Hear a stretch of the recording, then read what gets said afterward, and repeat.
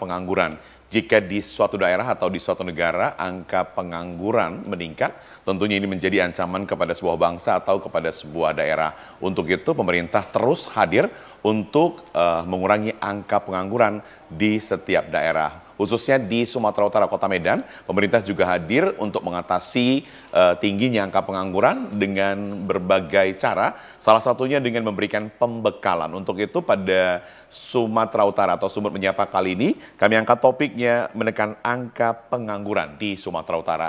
Dan untuk membahas topik yang kami angkat ini, kami telah mengundang 2 orang narasumber yang cukup berkompeten untuk membicarakannya. Dan langsung saja saya akan perkenalkan kepada Anda pemirsa. Yang pertama, sudah kita undang Pak Farid Abdurrahman Nur Yuliono, SST PMM, selaku Kepala Balai Besar Pelatihan Vokasi Produktivitas. Selamat sore Bapak Farid. Dan kemudian kita juga telah mengundang Pak Riki selaku Wakil Ketua Umum Ketenagakerjaan Kadin Sumatera Utara. Selamat sore Bang Riki. Ya, dan pemirsa, tentunya topik ini akan kami bahas selama 1 jam ke depan. Untuk itu pastikan Anda terus bersama kami di TVRI Sumatera Utara untuk mengetahui apa saja yang dilakukan oleh BBPV terkait dengan mengatasi pengangguran yang ada di Sumatera Utara, khususnya Kota Medan. Saya panggil Bang Abang aja karena masih muda, Bang Farid. Siap. Bang Farid, kalau kita bicara tentang pelatihan vokasi yang dilakukan oleh BPVV itu apa saja sekarang ini? Strategi-strategi baru apa yang dilakukan? Baik, terima kasih Bang Kerry. Jadi terima kasih, kami dari Balai Besar Pelatihan Vokasi dan Produktivitas Medan di bawah Kementerian Tenaga Kerja. Yeah. Jadi kalau kita bicara apa saja bahwa kami ini balai besar yang menyelenggarakan pelatihan, layanan pelatihan vokasi dan produktivitas. Yeah. Kita memberikan skill-skill kepada para pencari kerja, mau fresh dia, kemudian mau yang di PHK. Jadi ada beberapa skema yang bisa kita lakukan. Ini yang program-programnya banyak, Bang. Nanti ada pariwisata, ada bangunan, ada IT, ada LAS. Jadi banyak yang sudah dan akan kita kerjakan. Artinya ini sesuai dengan pemetaan yang dilakukan oleh pemerintah atau BPVP atau bagaimana? Jadi, atau sudah dipetakan terlebih dahulu? Karena mungkin permintaan pasar, usernya minta ini. Baik. Jadi BPVP harus melakukan program pelatihan ini begitu. Jadi baik. Jadi kita Balai Besar Pelatihan Vokasi dari Kemenaker ini kita tentunya ketika kita hadir di Provinsi Sumut pada khususnya dan pada umumnya ya, dan Kota Medan pada khususnya ada beberapa hal kita harus tahu dulu bahwa ketika kita mau menyelenggarakan pelatihan sebenarnya kebutuhan pasar kerja yang ter-up to date, Bang. Ter-up to date itu apa? Yeah. Nah, kita harus tahu itu. Peluang kerjanya apa sih yang dibutuhkan oleh dunia usaha, dunia industri. Ini kita update, Bang. Yeah. Kita update, makanya mismatch mungkin yang terjadi selama ini. Oh, kami perusahaan butuh skill, misalnya skill tentang drone, tapi di masyarakat sekitar nggak punya. Ini sudah kita rubah, Pak. Kita fasilitasi sekarang. Kami kerjasama dengan teman-teman, stakeholder yang lain. Jadi kita sampaikan pada waktu itu juga kami kolaborasi dengan pemerintah tentunya, pemerintah provinsi, pemerintah daerah, Pak Bobi pada waktu itu, terima kasih, beliau sangat luar biasa juga, sinergi waktu jadi wali kota dan sekarang jadi gubernur juga, pelatihan-pelatihan kita sesuaikan dengan kebutuhan lokal, kearifan lokal. Baik. Ya. Ini mukadimah yang baik dari Bang Farid. Saya ke Bang Riki. Bang Riki, kalau kita bicara tentang data statistik, ini angka pengangguran di Sumatera Utara ini agak sedikit meningkat. Benarkah demikian? Kalau peningkatan angka pengangguran itu, Pak, jadi ini karena kebetulan lagi tamatan SMK SMA. Oh, ini karena dipengaruhi oleh memang ada fresh graduate begitu ya untuk SMK-nya? Benar. Sehingga kalau data kita yang di pengangguran sekitar 400.000, ini pasti masanya meningkat. Yeah. Sampai nanti bulan 8 sudah mulai ada penyerapan, sudah mulai ada kelanjutan jenjang pendidikan, itu mulai kembali lagi ke tahapan normal lagi. Oh, begitu. Tapi nanti tetap ada aja kenaikan. Tapi upaya yang dilakukan oleh Kadin sendiri seperti apa juga nih? Supaya bisa sedikit menekan angka pengangguran kita begitu, bukan sedikit lah, banyak. Kalau tetap untuk menekan pengangguran kita ada 3 cara, Pak. Tetap bekerja dalam negeri, bekerja di luar negeri, dan wirausaha. Untuk bekerja dalam negeri dan luar negeri itu tentu butuh pelatihan. Benar. Sehingga pelatihan itu kita kolaborasikan dengan Balai Besar Pelatihan Balai besar Vokasi. lagi, kembali lagi ke balai besar begitu ya. Oke. Kalau untuk wirausaha juga kita ke Balai Besar, Pak. Iya. Untuk melatih skillnya, kemudian kita akan mencari nanti teman-teman di perusahaan untuk mendapatkan CSR. Baru mereka akan kita bantu menuju ke wirausaha mandiri. Baik, menarik. Bang Farid, Siap. kita menarik di pertanyaannya. Ya. Apakah semua orang yang ikut pelatihan di Balai Besar pelatihan vokasi produktivitas ini, semuanya pada umumnya orang yang ingin menjadi PMI? Oh, baik. Jadi ada yang ingin menjadi pekerja migran, ada yang ingin menjadi pekerja lokal, ada yang ingin menjadi wirausaha mandiri, Bang. Jadi semua ada di Semua situ ya? ada. Kami pikir, masyarakat berpikir bahwasanya memang selama ini semua yang ikut pelatihan itu pada umumnya orang yang ingin bekerja ke luar negeri begitu. Enggak juga. Jadi kami ada kerjasama dengan stakeholder, Yeah. dengan P3MI, kemudian dengan IM Jepang, kemudian dengan Hinode. Hinode itu juga ke Jepang juga. Yeah. Jadi perawat lansia juga, itu yang kerja di luar ya. Kerja kita siapkan sesuai skill, sesuai kebutuhannya. Ini ke depan juga ada beberapa, ke Belanda juga ada. Kami sharing juga dengan teman-teman dari Kadin, ada yang mau ke Slovakia, kemudian ada yang ke Dubai juga. Karena di kita ada pelatihan barista. Barista juga. Barista juga ada. Barista ini bukankah pada umumnya permintaan lokal? Oh, luar banyak. Luar juga banyak ya? Sekarang ini Daerah mana yang Timur itu? Tengah. Oh, Timur Tengah. Timur justru Tengah sedang luar biasa ini untuk pelatihan barista, permintaan teman-teman dari sana. Tapi pada umumnya perempuan ya? Enggak juga, Pak. Enggak juga? Enggak juga. Laki-laki dan perempuan juga? Laki-laki, perempuan, termasuk perawat lansia pun juga laki-laki dan perempuan. Oke. Ya. Baik. Yang menarik di barista ini juga termasuk disabilitas. Bisa? Jadi, bisa. Pelatihnya juga berarti dilengkapi dong di Balai Besar? Jadi pelatihan yang disabilitas akan tetapi bukan mohon izin yang Tunanetra. ya tadi cacat fisiknya, nggak punya kaki dan Oh, lain gitu ya. sebagainya, tangan satu gitu. Ini bisa kita latih dan kita sudah sinergi dengan teman-teman industri, termasuk ada beberapa mitra, ya alhamdulillah sudah bisa bekerja juga. Baik. Jadi tolak ukur keberhasilan Balai Besar pelatihan vokasi produktivitas ini apakah kalau dia banyak tamatannya atau lulusannya itu yang sudah memiliki sertifikasi itu, dia lebih banyak ke luar negeri atau banyak juga diserap oleh lokal, apakah dikatakan sukses kalau lebih banyak permintaan luar negerinya? Seperti apa nih Bang Farid? Ditahan dulu ya Bang Riki. Iya. Ini menarik ini kan Ya, gitu ya. Kita ya. ulik dulu nih. Ya. Kenapa? Karena supaya sampai juga ke masyarakat kan begitu. Silakan. Jadi gini, sebenarnya kalau kesuksesan kita bukan kita lihat yang keluar negeri banyak atau yang di dalam banyak, bahwa kita Balai Besar mengadakan pelatihan, menyiapkan tenaga kerja, memberikan skill ke pencari kerja itu yang sesuai dengan pasar kerja. Baik untuk kebutuhan luar negeri maupun dalam negeri. Yeah. Jadi kita berharap sesuai dengan arahan Pak Presiden, cita-citanya beliau ada ketahanan pangan, itu peluang usaha baru. Kami juga sudah merangkah ke situ juga, Bang. Kemudian Pak Menteri kami juga sangat fokus peningkatan kapasitas SDM kita sesuaikan dengan kebutuhan pasar kerja yang ada di lokal maupun yang ada di internasional. Jadi ini kita siapkan semua. Jadi tolak ukurnya bukan hanya pekerja yang kita keluar negeri semakin banyak. Ternyata skill yang kita siapkan bisa kerja di sini juga luar biasa. Dan jangan salah, Bang, wirausaha mandiri itu sekarang yang sangat luar biasa. Lebih memiliki peluang besar ya? Lebih memiliki peluang besar. Oke, ini yang paling menarik nih. Saya ke Bang Riki. Bang Riki, kalau kita bicara dari Kadin sendiri, dari kacamata Kamar Dagang Indonesia Sumatera Utara, sejauh ini bagaimana Kadin melihat peluang kerja di luar negeri itu? Kenapa begitu tingginya nih masyarakat Indonesia, khususnya Sumatera Utara untuk bekerja ke luar negeri? Akhirnya apa? Ilegal pun mau dilalui begitu. Indikatornya yang pertama lapangan kerja ya Pak. Ya. Lapangan kerja kita di sini Sempit. mau dikatakan ada, tapi sempit. Dibandingkan dengan pertumbuhan penduduk. Oke. Yang kedua itu gaji. Nah, gaji di luar negeri selalu ditawarkan lebih tinggi. Karena kan juga UMK atau UMR mereka lebih tinggi daripada lokal. Iya. Nah, yang ketiga itu biasanya mereka akan memikirkan mencari petualangan baru, Pak. daripada di sini terus dilihat ini aja bagus, kita coba ke luar negeri. Ada tantangan baru begitu ya. Betul Pak. Dan yang keempat itu ya tentunya dengan semboyan yang sebelumnya kabur aja dulu Pak. Sehingga itu menjadi tantangan bagi anak-anak sekarang itu. Ya udah kita coba kabur aja dulu, mencari tantangan baru. Apapun resikonya akhirnya kan begitu ya. Nah mereka nggak sadar, ini semuanya tantangan boleh diambil, tapi mereka harus memilah-milah. Tidak bisa sembarangan diambil langsung semuanya. Itulah nanti kejadian yang di Kamboja Pak. Iya.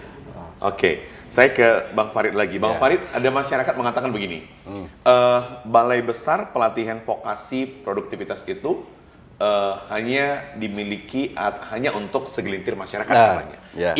Ini pernyataan masyarakat begitu loh. Kenapa? Karena kurangnya sosialisasi yang dilakukan oleh BPPP gitu ya. Nah, apa yang dilakukan oleh BPPP supaya tidak lagi ada pernyataan ini hanya milik segelintir orang begitu. Setujukah Bang Riki kata itu? Nanti coba saya minta tanggapannya. Silakan Bang Farid. Baik, terima kasih. Jadi gini Bang, kita sekarang sama ya. Kita sekarang semua sedang melakukan pembenahan diri. Pembenahan diri dalam artian apa? Mungkin kita pelayanannya kemarin sudah, tapi kurang terpublikasi dengan luas. Kami kemarin dalam waktu 3 bulan MOU dengan hampir semua bupati wali kota. Ya, yang ada di Sumatera Utara. Kemudian dengan stakeholder perusahaan industri maupun yang berhubungan dengan pendidikan, Bang. Nah, kita sampaikan dulu, mari kita kerjasama, ini punya sumut, sama seperti itu. Nah, inilah sangat menarik ya kalau abang seperti itu, bantu saya juga. Karena kami sudah gembor-gembor, mungkin bisa lihat di Instagram kami, luar biasa aktif juga Bang. BBPV Medan di situ juga, nanti teman-teman Kawanakar, teman-teman BBPV bisa dilihat terus updatean kami, luar biasa. Cuman memang kami mohon bantuan dari stakeholder yang ada. Stakeholder itu nggak hanya kami. Jadi kami butuh bantuan Bupati Wali Kota, butuh bantuan Pak Gubernur, butuh bantuan Kamar Dagang Indonesia, para pengusaha. Ada loh balai besar di kami, dan kami terbuka dan gratis pelatihan di kami, Bang. Kamar Dagang Indonesia. Sejauh ini bagaimana menurut Abang pandangan masyarakat terkait dengan keberadaan BBPV? Apakah memang masyarakat sudah tahu sepenuhnya atau bagaimana? Meskipun memang masyarakat harus lebih proaktif dong, kan begitu. Siapa yang cepat didapat begitu. Tapi kemudian kan artinya pemerintah hadir untuk menekan angka pengangguran. Tapi kenyataannya banyak masyarakat nggak tahu ini ada balai begitu. Tanggapannya? Sebenarnya kalau yang masyarakat yang nggak tahu itu memang masih banyak Pak. Walaupun kita sudah melaksanakan sosialisasi terus-menerus. Bahkan kemarin kita sudah jalan ke beberapa SMK, kita sosialisasi dan kita perkenalkan balai besar ini kepada mereka. Nah ternyata mereka ini selama ini hanya berpikir tempat pelatihan aja. Ternyata udah pelatihan tok dan berbayar. Ternyata ini kan tidak berbayar dan gratis. Bahkan mereka juga nanti bisa menjadi sarana jembatan mereka masuk ke dunia industri. Jadi sebelum mereka masuk ke dunia industri bisa ngambil pelatihan dulu di balai, kemudian baru masuk ke industri. Tetapi permasalahannya sekarang banyak mindset Pak. Jadi mindset yang boleh digiring oleh netizen karena mereka sudah daftar, ternyata nggak masuk ke pelatihan, nah itulah digiring menjadi suatu. Artinya digiring, artinya nggak ini hanya milik sebagian orang gitu ya. Itu mungkin pernyataan itu. Karena kan untuk pelatihan di balai ini kan harus ada testingnya juga Pak. Nggak bisa diterima serta-merta. Ya wajar, nggak apa-apa, itu mungkin diterima masyarakat begitu. Yang penting kesempatannya sama di mata masyarakat kan begitu dia. Nah, Bang Riki, apakah kemudian setiap tahunnya itu ketika misalnya ada lulusannya atau orang-orang yang sudah punya sertifikasi, kemudian mereka itu punya pekerjaan, ini dirilis nggak sih? Atau dimuat di mana? Harusnya kan ini dimuat begitu supaya masyarakat tahu gitu, masyarakat luas tahu. Paling tidak dirilis di TVRI Sumatera Utara atau di radio gitu ya, atau di koran pemerintah atau apa gitu kan gitu ya, di tabloid gitu. Jadi gini Bang, terima kasih ya, luar biasa. Kami sekarang sedang membenahi termasuk alat komunikasi, termasuk nanti sinergi yang jelas saya berharap bisa kolaborasi dengan TVRI ini sebagai penjembatan kita juga. Mari biar masyarakat juga tahu semua ada balai loh, balai yang gratis, sampai kami menciptakan program pelatihan durasi pendek. Durasi pendek ini. Berapa lama? 3 hari. Jadi 3 hari ini yang kita latih itu bisa langsung praktek, contoh servis AC, kemudian ada make up artis, ada pangkas rambut, barber. 3 hari? 3 hari cukup. Wow. Nah, kami mencoba melakukan inovasi-inovasi itu, Bang. Dan itu kalau mau dilihat di IG kami selalu update. Tiap minggu itu kami buka. Nah, tentunya ini juga banyak juga dari perusahaan yang sinergi dengan pola kerjasama dengan kami. Ada Aginkot misalnya, perusahaan tambang emas kerjasama juga dengan kami. Ya, jadi memang kami mohon nanti juga pada bantuan dari teman-teman TVRI juga, dari TVRI sendiri untuk kolaborasi sinergi dengan kami untuk aplikasi ini. Karena faktanya tiap minggu kita 7-9 paket itu kita jalankan terus. Setiap minggu? Setiap minggu. Ini durasi pendek yang memang dibutuhkan sekarang untuk mengatasi peluang-peluang. Oh, ini ada peluang wirausaha yang bisa kita lakukan. Oh, ini misalnya terdampak PHK, kita reskilling lagi, kita kasih pelatihan durasi singkat. Karena kalau pelatihannya durasi panjang seperti yang sekarang, program yang lama itu durasinya panjang, Bang. Ada 2 bulan, ada 3 bulan, ada 6 bulan, Bang. Nah, tentunya ini kan ada masyarakat, ada pencari kerja yang punya waktu durasi panjang, ada yang tidak. Kita buat inovasi itu, Bang. Wow, luar biasa. Sudah berjalan? Sudah berjalan. Berapa gelombang sudah? Jadi kalau kita itu kalau lihat dari bulan Januari sampai sekarang ya, hampir tiap minggu selalu kita buka. Adakah komunikasi BPPP dengan orang-orang yang sudah ikut pelatihan itu? Kita ada grup. Ada grupnya? Jadi, kemudian apakah mereka sudah bisa menjadi wirausaha mandiri atau bagaimana? Ada. Jadi ada beberapa data karena kami juga sampaikan di situ karena kami juga maunya memberikan pelatihan. Inilah nanti fungsi kolaborasi ya. Fungsi kolaborasi kami dengan Kadin. Contoh Bang ya. Kita latih para pencakar ini atau kita upskilling, setelah itu kami minta bantuan siapa? Teman-teman Kadin. Bapak Ibu kepala daerah, tolong tempatkan ini. Karena sudah punya skill begitu ya? Karena sudah punya skill. Baik, menarik. Gitu ya. Oke, nanti kita pasti cross check lagi kan Ya, kita lihat sejenak. Betul. Pemirsa, kami akan kembali sesaat lagi, tetaplah bersama kami di Sumber Menyapa.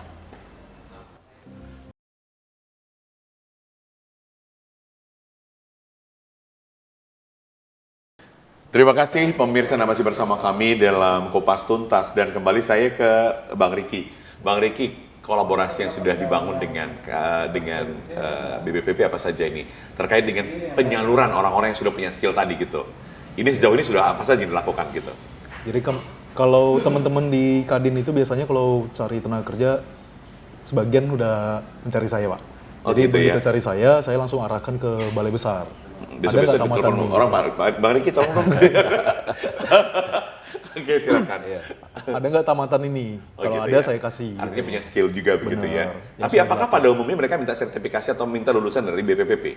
Kalau di awal mereka tidak minta, tapi begitu udah tahu? merekrut 1-2 orang, mereka akan minta sudah dilatih gitu.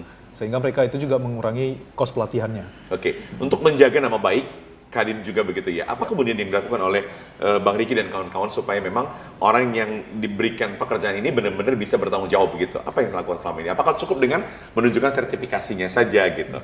Kita ada pembekalan soft skill-nya. Ada soft skill? Ada. Sebelum diserahkan ada soft skill juga? Ini dilakukan di Kadin atau di mana? Kebetulan di balai juga sebelum pelatihan juga dilakukan soft skill dulu. Tapi nanti pada saat mereka akan direkrut, itu kita benahi lagi. Itu di bawah Kadin sendiri atau bagaimana? Atau melibatkan balai besar dan di Kadin juga ada. Oh gitu ya. Itu berapa hari biasanya, Bang Riki? Kalau di Kadin itu biasanya 1 hari, Pak. Kalau di balai besar itu 2 hari. Tetap itu free atau ada administrasinya lagi? Free ya. Oke. Ini yang menarik kan gitu ya. Tapi bukan karena free-nya saja, tapi memang bagaimana kemudian supaya kita bisa menuju menekan angka pengangguran tadi kan begitu ya. Oke. Bang Farid, kalau kita bicara lagi tentang pelatihan-pelatihan yang disesuaikan dengan kearifan lokal tadi begitu ya. Apa sih sekarang yang paling banyak digemari oleh masyarakat lokal kita atau yang diberikan oleh BPPP terkait dengan kearifan lokal itu sendiri? Baik. Jadi ada beberapa keterampilan UMKM ya. Misalnya memasak. Ini dalam rangka juga Astracita ya. Ada MBG dan lain sebagainya ya. Kami sudah melakukan itu. Sinergi dengan dari Tapanuli Utara, kami Yayasan Bisukma, kita juga dalam rangka pencukupan pelatihan teman-teman untuk memasak, keahlian memasak, Bang. Nah, membuat roti, pastry, kemudian layanan kitchen management, kemudian restoran management, front office, ini luar biasa. Kembali ke tadi, kenapa sih banyak yang dikira terbatas, karena begitu kita buka satu program pelatihan untuk 16 orang yang daftar 500, Bang. Artinya memang Peminatnya luar biasa. 90% memang harus dibuang gitu ya. Peminat luar biasa. Nah, inilah. Kemudian beberapa pelatihan singkat yang kami buat itu yang bisa langsung praktek, kayak totok wajah. Kemudian make up artist, Bang. Make up artist itu bisa langsung praktek di lapangan. Ini bentuk pengusaha-pengusaha baru, usaha-usaha baru yang sebenarnya mereka nggak harus bekerja lagi, harus melamar di pekerjaan di industri dan lain sebagainya. Mereka bisa langsung action. Nah, ini sudah kita lakukan, Bang. Sudah kita lakukan, semoga nanti semakin masif lagi, karena durasi singkat ini memberikan skill dengan durasi singkat, nanti bisa lagi kita ikutkan ke pelatihan lain lagi. Oh bisa? Bisa. Dia next ke Iya, pelatihan next berikutnya? lagi, kita namanya upskilling. Oh. Jadi Apa kriterianya, Bang Farid? Apakah kemudian nanti kan mungkin BPPP bilang, ya udah kamu tunggu dulu dong, masih banyak yang daftar tunggu nih gitu. Jadi gini, inilah kenapa kami mencoba Pak Menteri memberikan arahan, Pak Dirjen kami memberikan ke kami buat inovasi pelatihan yang bisa kita mengurangi angka pengangguran baru yang lulus SMK tadi maupun PHK. PHK kita namanya reskilling. Reskilling itu dia punya keahlian kompetensi satu, kita kasih dia kompetensi lain.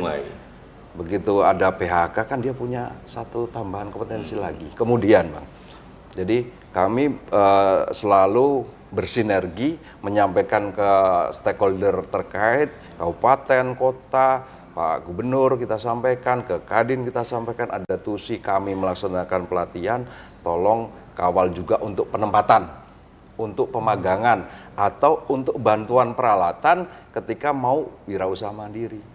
Contoh servis AC yang tadi sampaikan tadi, atau cukur rambut. Nah, kan murah, Bang, biayanya.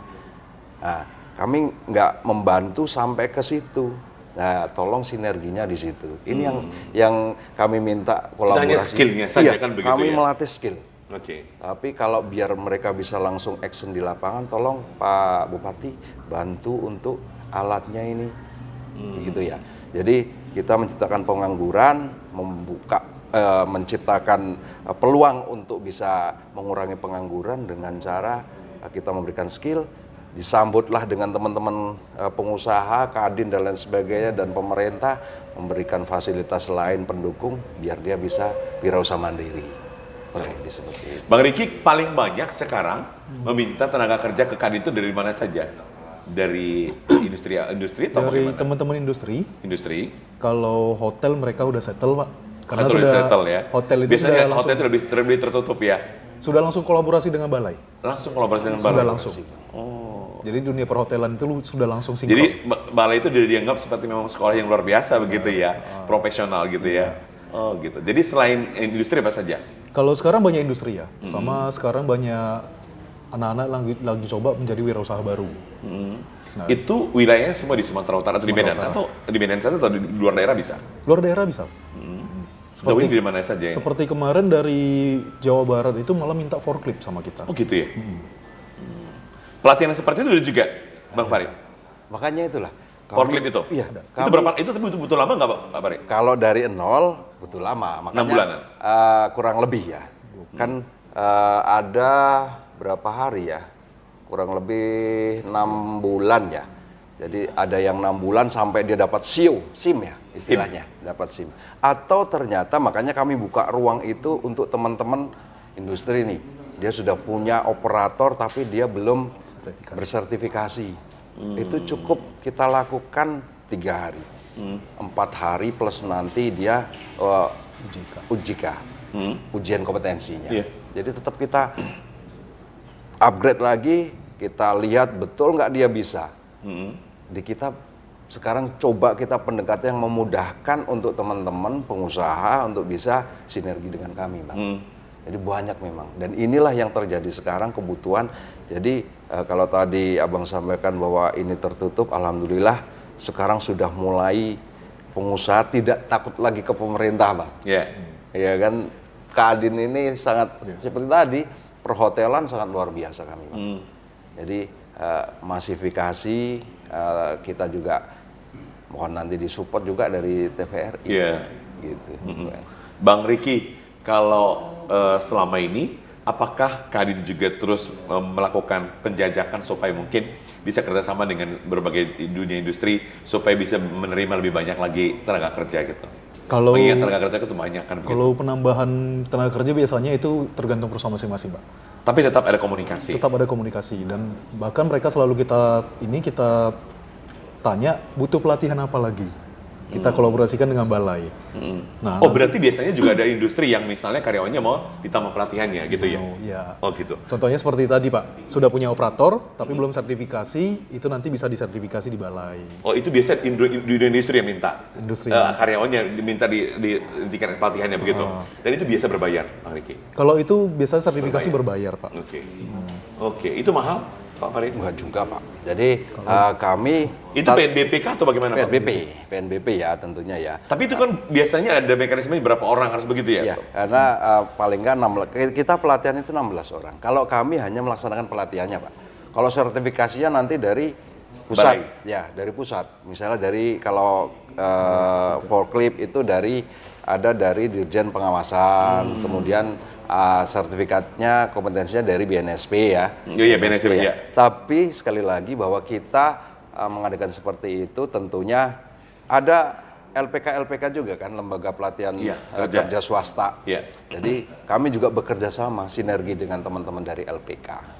Tentunya untuk biar bisa, pelaksanaannya di kita sinergi nanti, sinergi dengan LPK, jadi inilah yang saya buka ruangnya, Pak. Jadi kalau kami yang berusaha nanti dikira kami persaingan usaha kan seperti itu ya. Jadi kita tidak mau juga seperti itu.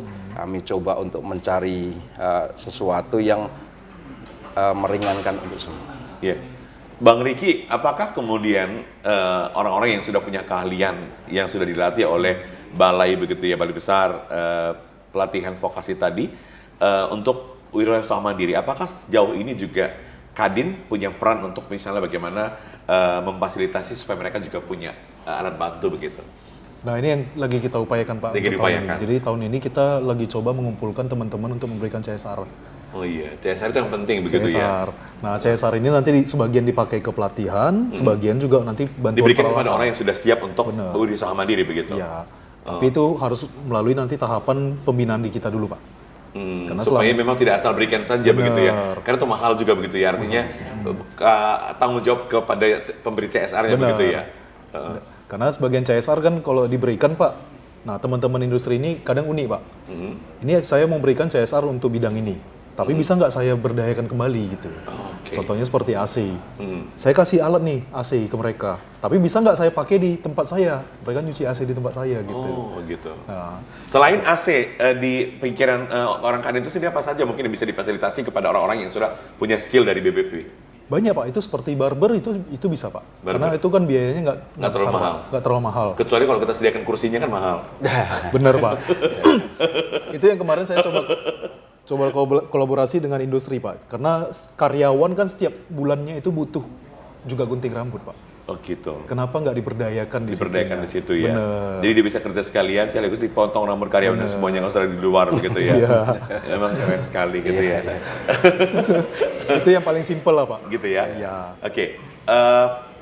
Bang Farid, sejauh ini kalau dengan SMK, bagaimana metode pelatihannya? Ini apakah lebih singkat lagi atau bagaimana? Mengingat mereka kan sudah punya mereka punya skill juga. Baik, terima kasih. Ini yang sangat menarik ini. Jadi kami sekarang sedang berusaha untuk membuat satu program open house, Bang. Open house kepada SMK maupun SMA yang ada di Sumatera Utara.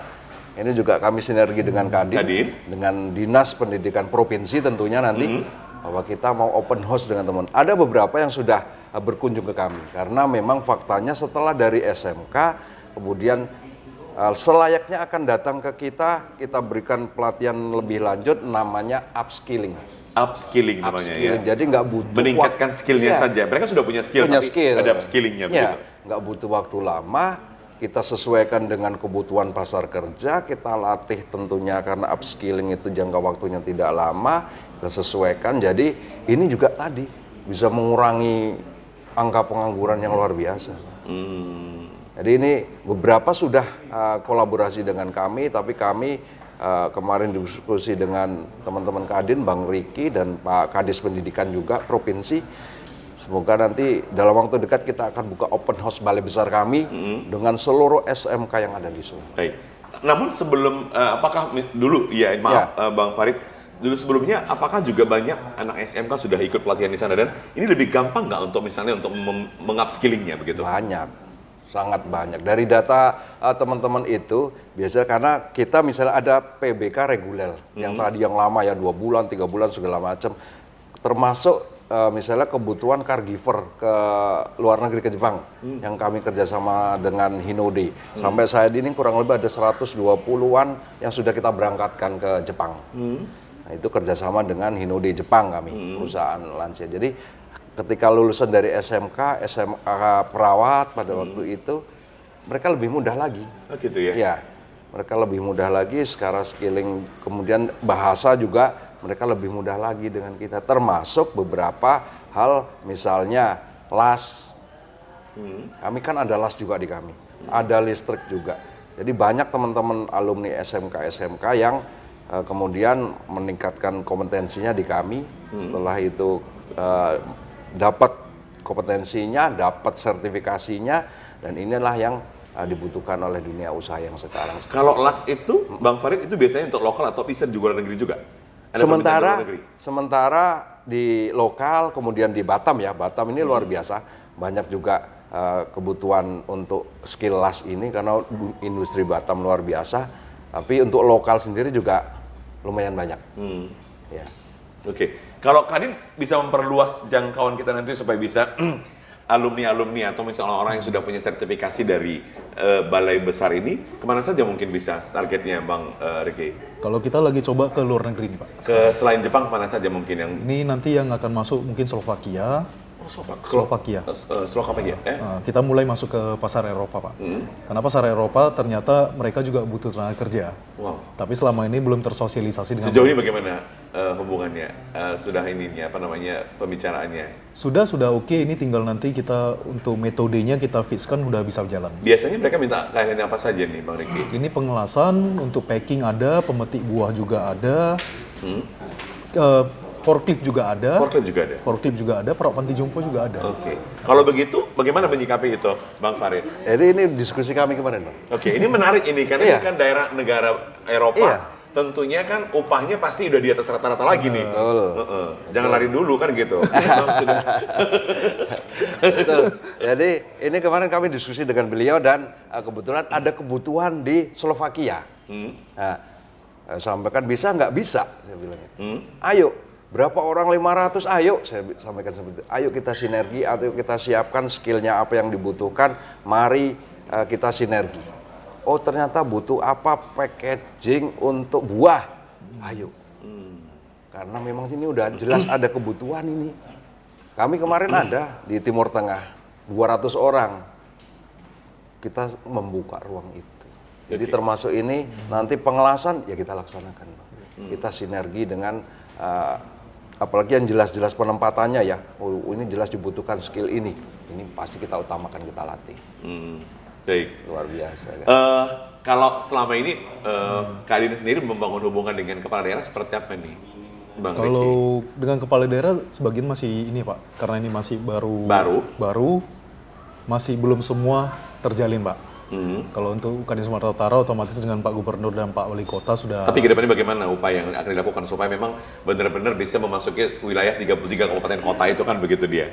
Kalau itu memang tetap ada Kadin daerahnya Pak nanti Pak. Ada Kadin daerah. Ada Kadin daerah. Jadi nanti Kadin daerah akan ditugaskan mungkin sama Kadin provinsi untuk pendekatan dan membuat kolaborasi dengan ini Pak, kepala daerah. Sejauh ini komunikasinya dengan Kadin daerah seperti apa? Bagus, Pak. Bagus juga Bagus, ya. Pak. Baik. Kita nanti akan lanjut lagi bicara tentang bagaimana kemudian targetnya ya, target kedepannya supaya angka pengangguran itu bisa memang benar-benar ya berkurang terus begitu ya, berkurang terus supaya kita lebih maju lagi. Tetaplah bersama kami di Kupas Tuntas pemirsa.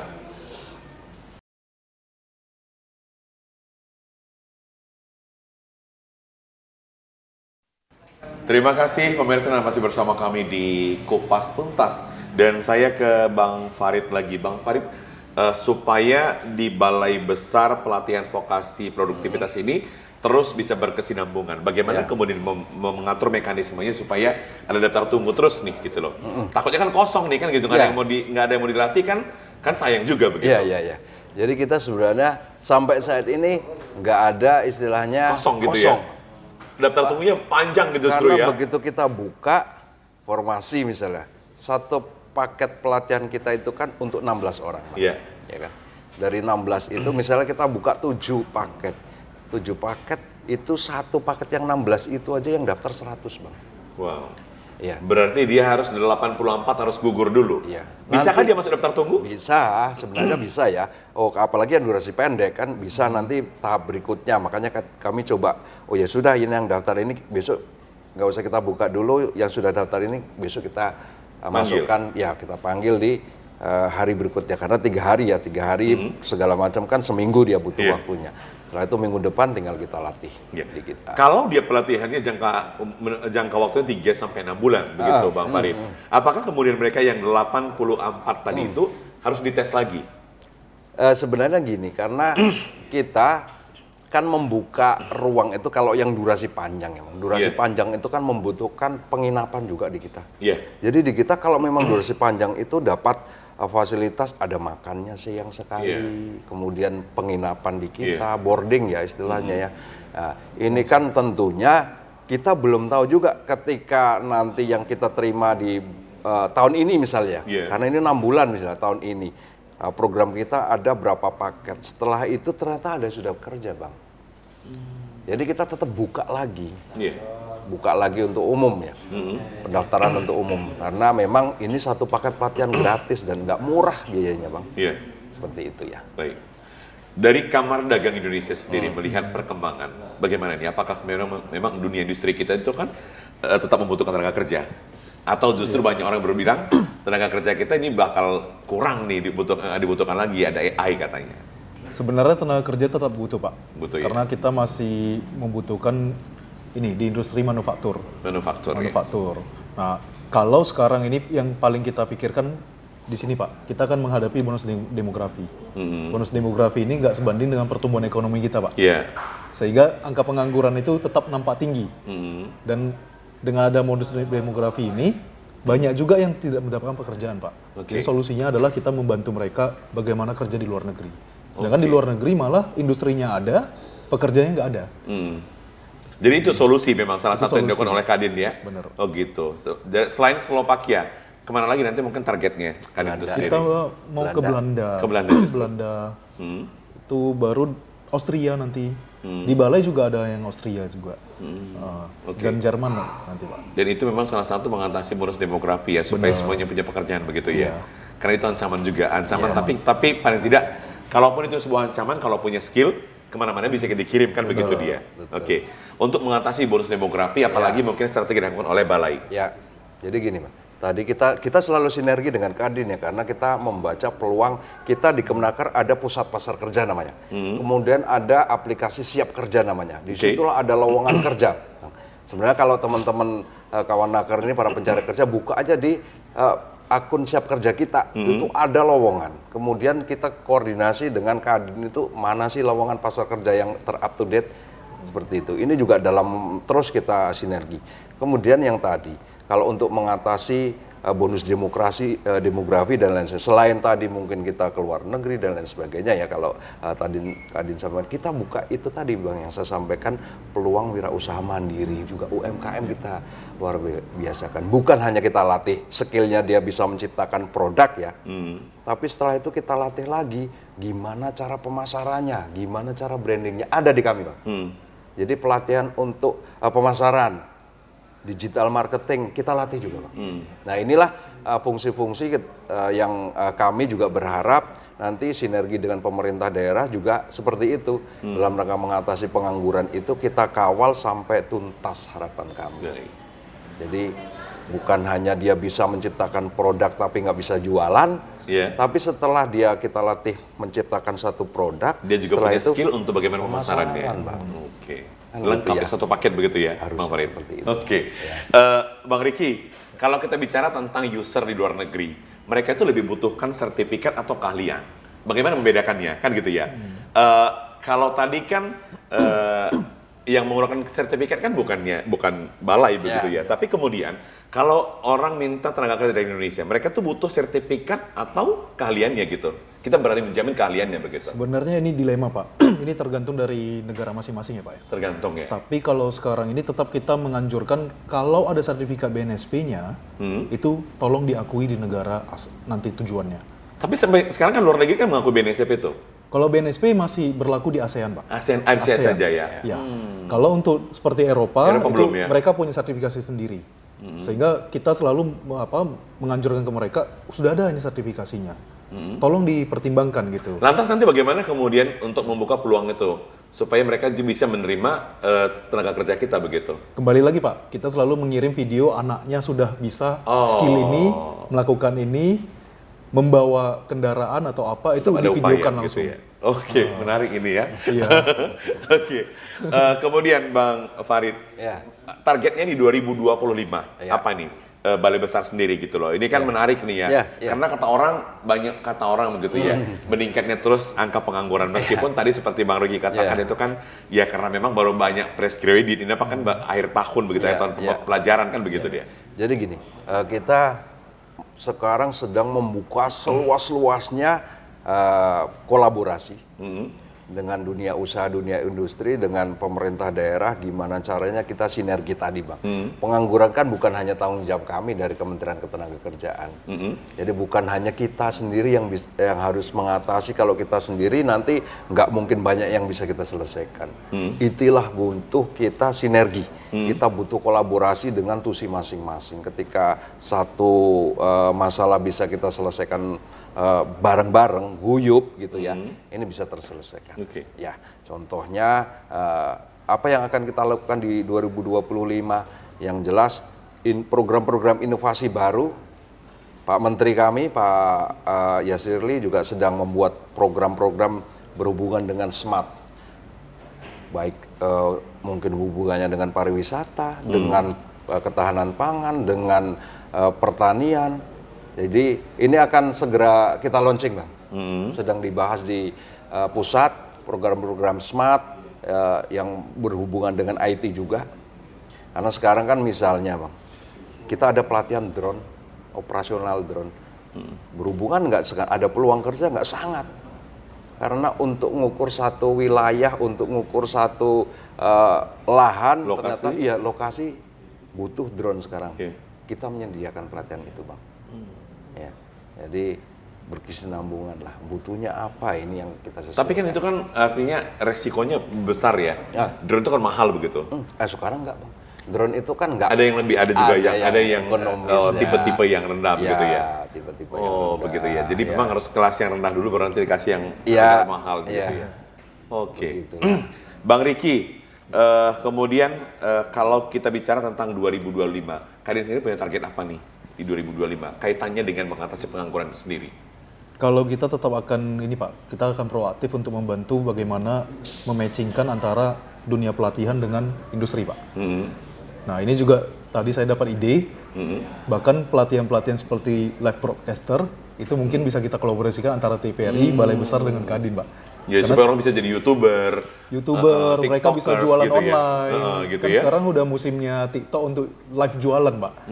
Jadi kalau bisa kita tarik kolaborasinya, pelatihannya di balai, bisa nanti ini untuk tenaga pengajaran dari TVRI, atau kita nanti bagaimana kolaborasinya, ya nanti Kadin juga bisa membantu untuk penempatan mereka. Ini ide baru begitu ya? Ide baru, tapi bisa saja terrealisasi. Kalau terrealisasi kan banyak orang terbantu begitu ya? Banyak, Pak, dan itu bisa jadi satu peluang malah usaha ke teman-teman yang lain gitu. Jadi seperti misalnya kita udah latih wirausaha Pak, tapi nggak bisa jual online karena belum mengerti bagaimana broadcast gitu. Ini menjadi peluang baru lagi gitu. Oke. Ide-ide Bang Riki ini memang menarik terus ya. Menarik, memang nggak salah kalau jadi wakil ketua umum. Wakil ketua di Kamar Dagang Indonesia. Ini memang pemikirannya memang harus jauh sekali, visinya jauh. Bang Farid, kalau kita bicara tentang bagaimana kemudian kesempatan bagi seluruh masyarakat Sumatera Utara. Ya, jadi kami sampaikan bahwa Balai Besar Pelatihan Vokasi dan Produktivitas Medan ini untuk masyarakat semua, Pak. Oke. Ya. Jadi kita terbuka, silahkan selalu, karena kalau kami menyampaikan satu persatu, kami sudah berusaha. Bagaimana mengunjungi websitenya? Silahkan buka, ada sementara yang kami ada IG kami ya. IG kami di BBPVP Medan. Itu aja IG-nya? IG kami hanya satu itu. Disitulah pusat informasi, ada buka pelatihan, ada lowongan pekerjaan yang dibutuhkan oleh perusahaan. Jangan salah Bang, banyak sampai Tangerang perusahaan mebel butuh 200, mereka minta dari kami Bang. Tapi harus siap dilatih dulu begitu ya? Kalau enggak tenaga yang kemarin sudah kami latih, karena di kita ada pelatihan konstruktif, pelatihan bangunan juga Bang. Pelatihan mebeler juga ada di kita. Jadi sebenarnya banyak yang sudah kita lakukan, informasi terupdate terkait juga dengan kapan ada pelatihan. Ada pembukaan lowongan juga kita akan tayangkan di situ. Jadi informasi termasuk tadi teman-teman yang sudah ada pelatihan di kita, ada grup yang dimana disitulah siapa yang sudah kerja datanya, siapa yang penempatan di mana yang sukses, ada nggak banyak Bang. Oke. Ini menarik. Bang Riki, kemudian selama ini apa yang menjadi koreksi dari Kadin sendiri kepada Balai Besar gitu loh? Balai Besar pelatihan vokasi ini supaya memang karena kan kita ingin kualitas begitu, tapi ada nggak koreksi dikit gitu loh? Kalau koreksinya sepertinya nggak ada Pak, tapi kalau bisa diberikan saran ditambah lagi paketnya. Ditambah paketnya begitu ya, berarti tetap aja paketnya ditambah. Artinya kalau ditambah paket, Bang Riki juga harus siap membuka peluang baru kan gitu. Sama sinergi kan gitu. Kan begitu dia. Berarti BPPP siap nih buka tambah tambah kelasnya, tambah jumlah orangnya, kuantitasnya begitu. Tapi siap nggak kasih sarananya gitu jalannya kan? Kalau di Kadin Pak, kalau dalam negeri nggak siap, kita akan bawa ke luar negeri Pak. Oke, kita harapkan, doakan kita harapkan. Begitu. Nggak bisa juga, kita akan bentuk menjadi wirausaha Pak. Tetap 3 program ini Pak nantinya Pak. Baik, tidak terasa sudah hampir 1 jam kita berbicara tentang bagaimana menekan angka pengangguran di Sumatera Utara. Ternyata Balai Besar Pelatihan Vokasi Produktivitas Medan ini sudah melakukan secara terus-menerus untuk bagaimana menekan angka pengangguran, termasuk dengan kolaborasinya dengan Kamar Dagang Indonesia. Terima kasih Bang Farid Abdurrahman Nur Yuliono SSDPMM selaku Kepala BBPP Medan. Kami berdoa supaya Balai Besar ini terus bisa berinovasi, menciptakan inovasi-inovasi baru, sehingga banyak masyarakat Sumatera Utara bisa dilatih, supaya menjadi orang-orang yang punya skill, bahkan upskilling begitu. Terima kasih juga Kamar Dagang Indonesia, Bang Riki. Mudah-mudahan pasar ke luar negeri Eropa ini bisa terbuka di 2025, 2026, seterusnya supaya seluruh masyarakat Sumatera Utara ini tidak lagi mau bekerja menjadi pekerja migran yang ilegal, tapi justru legal. Begitu. Terima kasih pemirsa, selamat sore, sampai jumpa.